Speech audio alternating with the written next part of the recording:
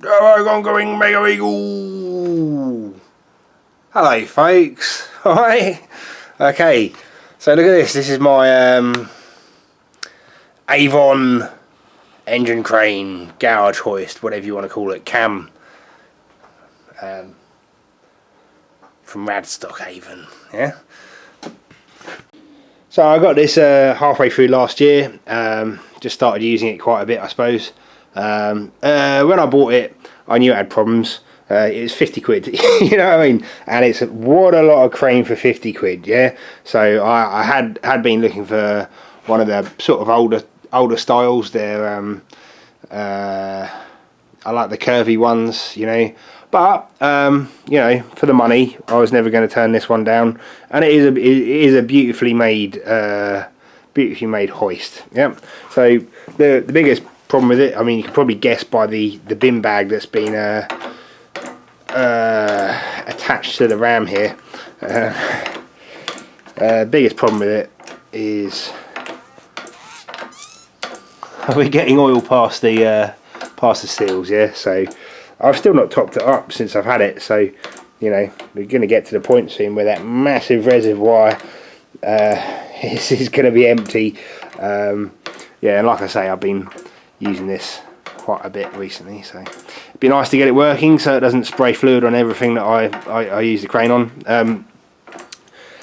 Well worth doing. These are like upwards of £2,000 now. You still buy them. This company's still in business making cranes and garage equipment. Oh god, look, it's just got such fine control.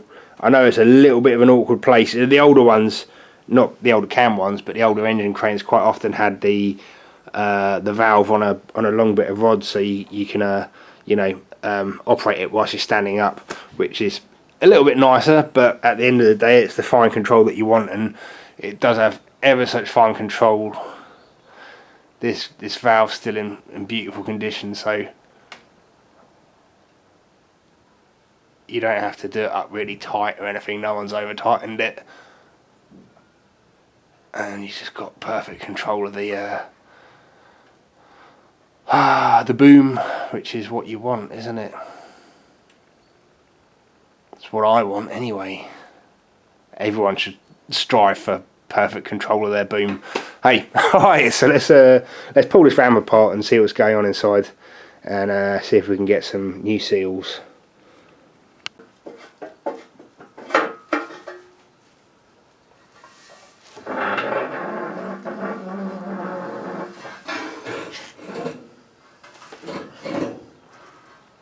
Alright.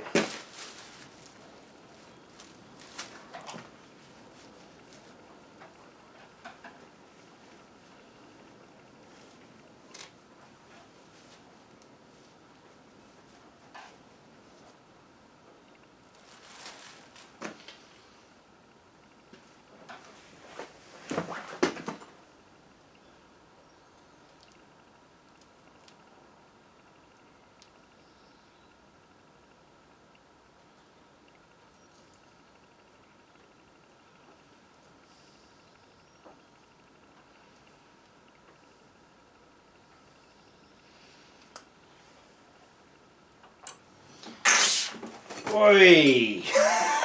Bollocks. Like a fucking whale's blowhole, isn't it, eh?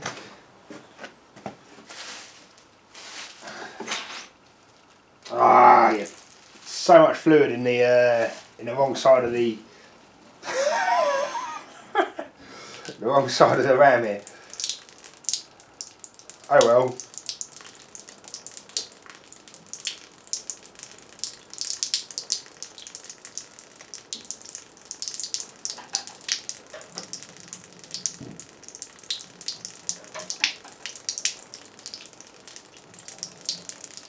Ram's in nice nick though. Look at that, perfect. Fucking perfect, mate. Alright. I'm a duck.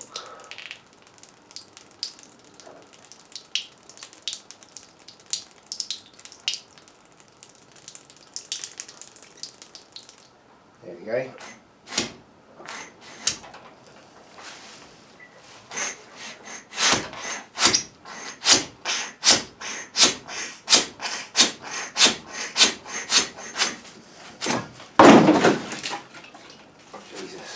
can really make a mess when I put my heart to it. Alright. Oh, they look like fairly modern seals. They're blue. Okay. Well, let's clean that up and see what it's saying, and then see if we can get some more seals. Oh!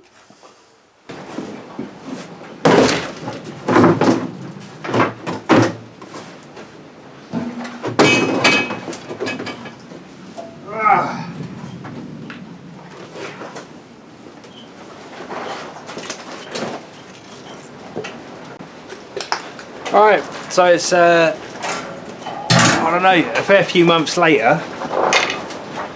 Guess 5 or 6 months later. What's going on with the light here? God, everything's going wrong at the minute. This camera. Oh yeah, you can see it. Either way, finally got some seals. Let's see if I can remember how to put this thing back together.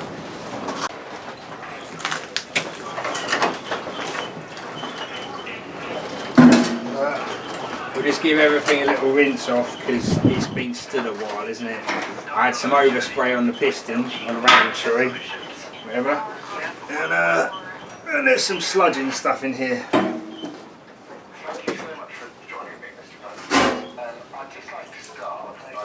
Yeah. Bit of petrol.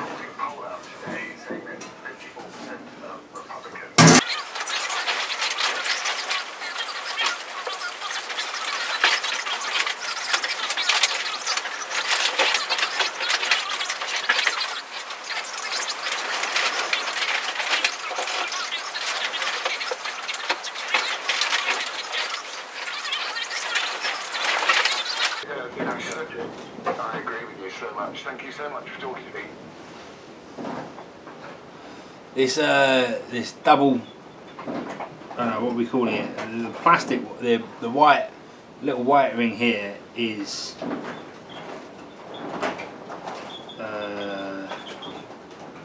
meant to keep the rubber seal properly in contact, and then this blue ring is a spacer, I suppose. The white one's PTFE apparently. Right. Pretty tight in here, yeah? Pretty tight and pretty awkward getting it on there. I don't really want to use a pick or anything like that just because of the risk of putting a nick in the rubber. Might end up doing that.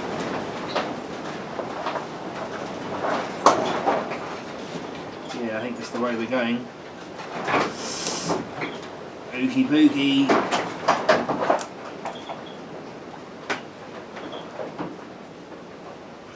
So I ended up getting these seals straight from the manufacturer. I had a half-hearted attempt going to a few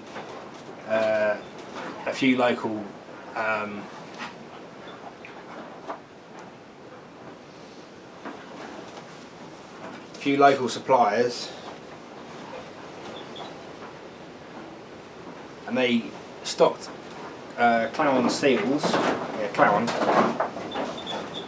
but they only had them under the component manufacturers' part numbers. Yeah, so JCB and Cat and lots of other people use Clown seals, but they all have their own part numbers. So even though I had the part number of the seal itself, it doesn't get you anywhere. Yeah. So then I tried someone online, and they never got back to me. So in the end, I went straight to Clown themselves, and they sold me these seals, which is pretty cool, pretty handy.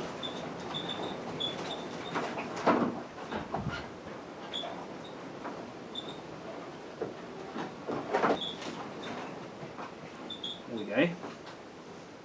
There's one side done.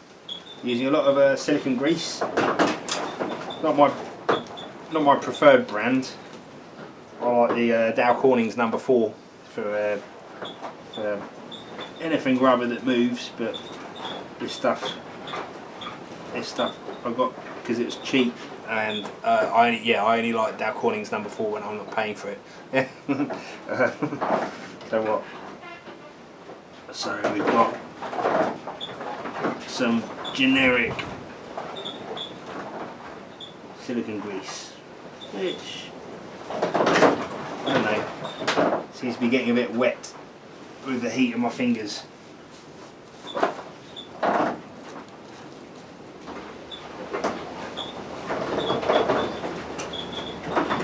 can't think of any applications where you can use too much silicone grease though.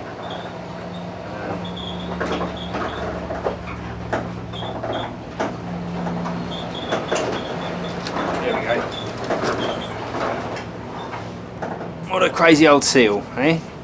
I think this is quite an old design. I haven't seen any like this myself. But alright, so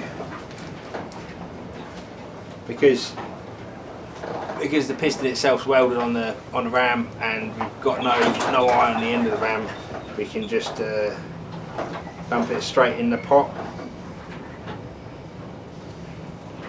Even more grease.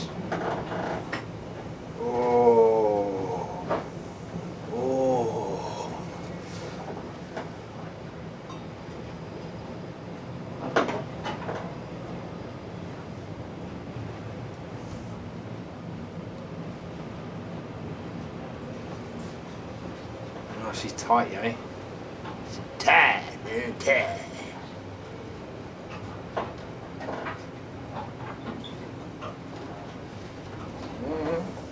It's tight.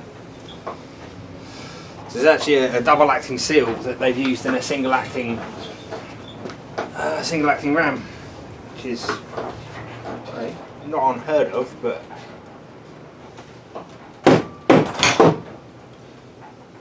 a little bit unnecessary.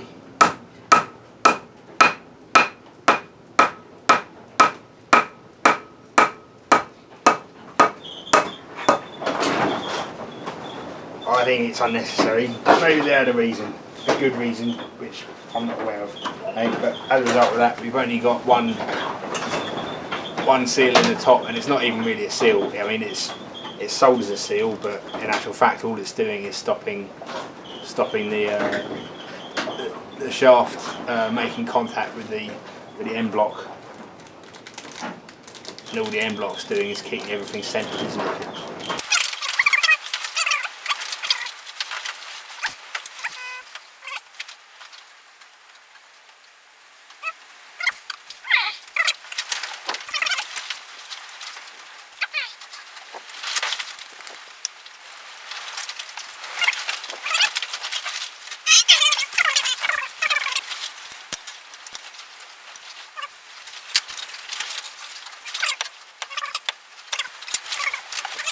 Now, before we put that back, I'm just going to service the tank. We've got no problems with it, I don't think, but she's been sealed up with RTV, and I can pull it out, which means perhaps RTV wasn't the best thing on its own. Still got a bit of fluid in there. It's nice clean fluid.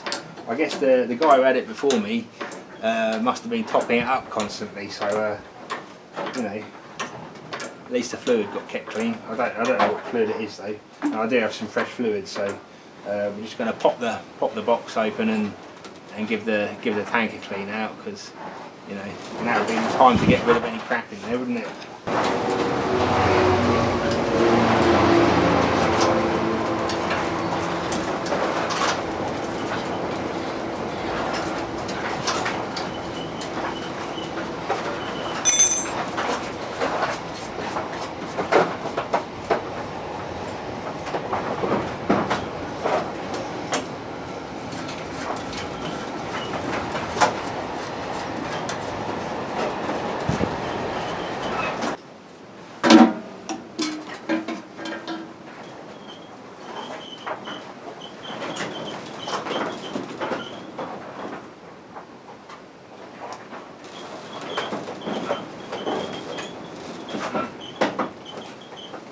Beauty.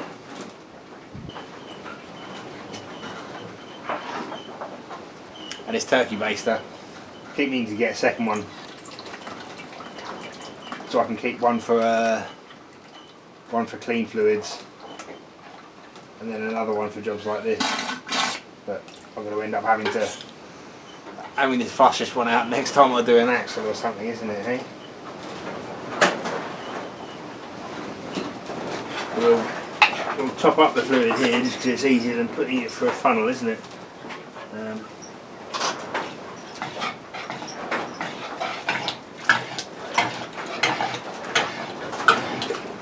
It's a pretty big tank. Oh, yeah. Pretty big tank, eh? Pretty big tank.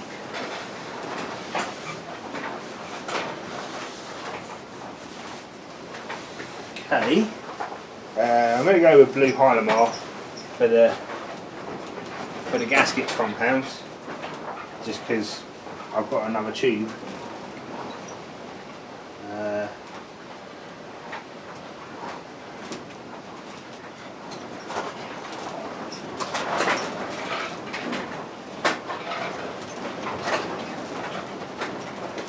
They are super critical, to be honest. Oh, it's so windy. even the wind coming through the doors knocking me off course with this. Eh? We've got a bit of sofa leather for our gasket. That'll do fine. Like I say, it's not super critical, is it? We're only at atmospheric here, or we should only be at atmospheric as long as we actually got a breather in this system, which I still haven't seen.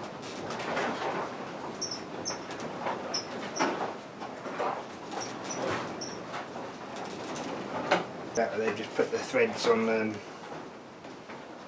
what? On some seamless pipe. There we go, touchdown. Right, where's my fucking bolts?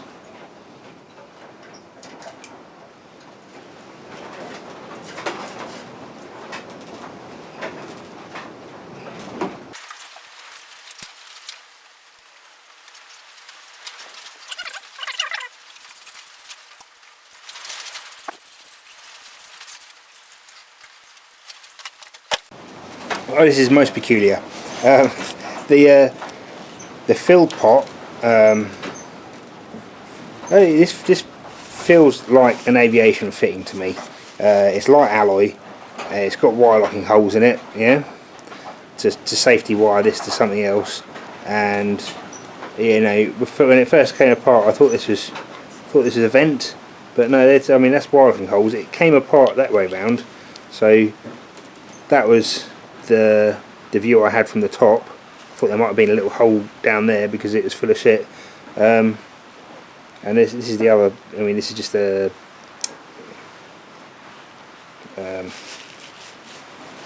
standard flared fitting, isn't it? But yeah, I can't figure out. Maybe this is just something someone's thrown on there, and it's not standard. Yeah, that's how it's meant to go together. And then obviously you've got the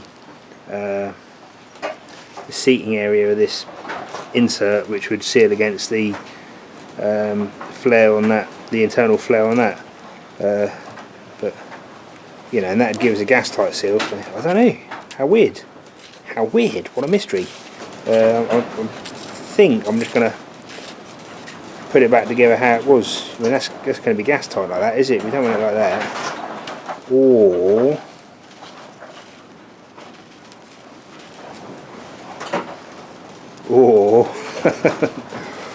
or if I was really careful, see how we've got the wire locking holes in the top at that point there. If I was really careful, I could go from the bottom with a drill and stop when I came to, you know, if I went from the inside with a drill, small drill, and stop when I get to that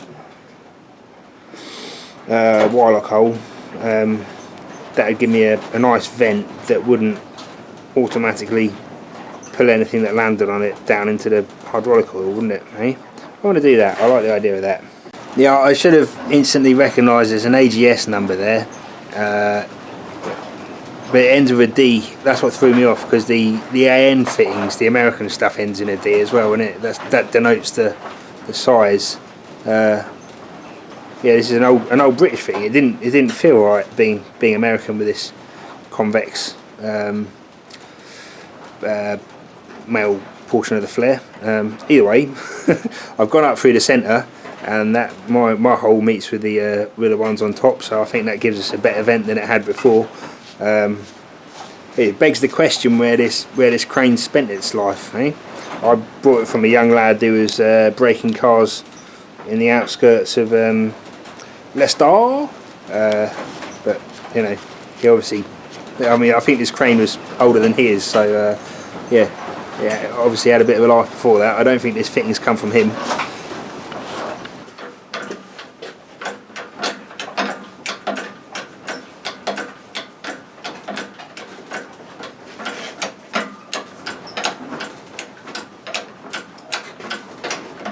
Such a nicely built crane, you know. It's a bit more modern than I would have liked, but I like the curvy old ones, you know. And they got a big knob up here for releasing the crane, but you know, whatever. I can live with this one. I just have to bend down a little bit to knock the pressure out of it. That's fine. I can live with that, no probs. Does feel a little bit slow. Whatever though. Forgotten why I started making this video now. Like, obviously it was 4 or 5 months ago, or three months ago, I don't know. So you know, thanks for watching if you made it this far. I suppose if I was trying to convey some of my knowledge about hydraulic systems, as with everything, you know, if you're going to get involved with them, then you know, it's only one thing to remember, innit? That's plenty of lube, lads, eh? Plenty of lube, eh? The only thing you need to remember with hydraulics, isn't it, eh? And that's it. Yeah. Alright. Should I mean, I've got an engine sat right here. It'd be kind of a bit lazy of me if I didn't rope it onto the hook and at least see if we can lift a couple of £100, innit, eh? Oh.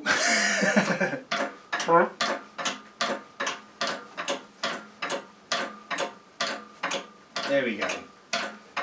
This thing, right, in the number 1 position, 1,500 kilos. I reckon it's good for. But, oh, that rope's making noise. Here we go. Let's drop her down. Such lovely controls on this thing. Whoop. Nice, nice needle valve it's got.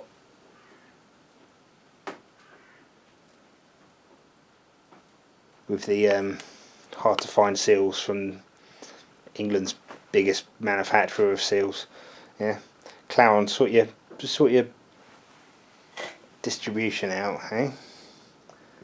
I suppose it doesn't really matter to them, does it? As long as people like Cat and JCB can order off them and distribute them, right? Clown don't really care, do they? Not like my 10 quid's gonna buy many biscuits in the staff room, is it? Hey. Anyway, alright, that's all from me. Another little job. You know, a couple of you asking, like, where are the bunker videos? Like this vibrating bench was, you know, this is integral to the bunker. You know, we're doing bunker videos. Like, we're always working towards the bunker. Like, even the engine crane. You know, I got the engine crane because I'm lifting and handling engines and massive winches and stuff. You know, we're all laser focused, lads. But I don't mind people asking, and you know, I'll perhaps do perform a little bit better when I've got someone putting a boot up my arse. So you know, whatever, do what you like. I know you will anyway, right? But yeah, you know, promise, guarantee, laser focus. Yeah, we'll be back down there soon. Yeah, we've got to get these concrete bits. I'm on the moulds now, and what? Turn some moulds out, bit of steel work, back down there. Yeah, promise. Yeah, I say we're only about a year behind schedule. Yeah, we're fine. We're doing fine. Yeah. As long as I get a little bit tunnelled out before the bombs start dropping, we're fine, aren't we? Alright, take it easy, folks. I'll see you later. Bye-bye.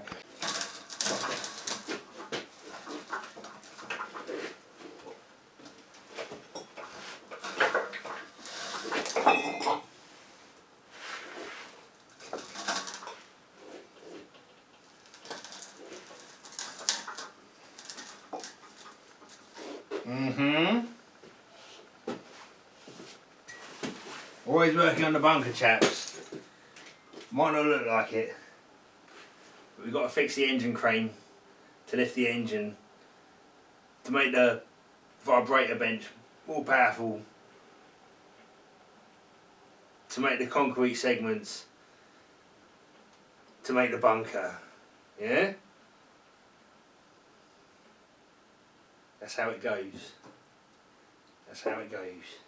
Sometimes you've got to fix a tool to make a tool, to make a thing, to make another thing.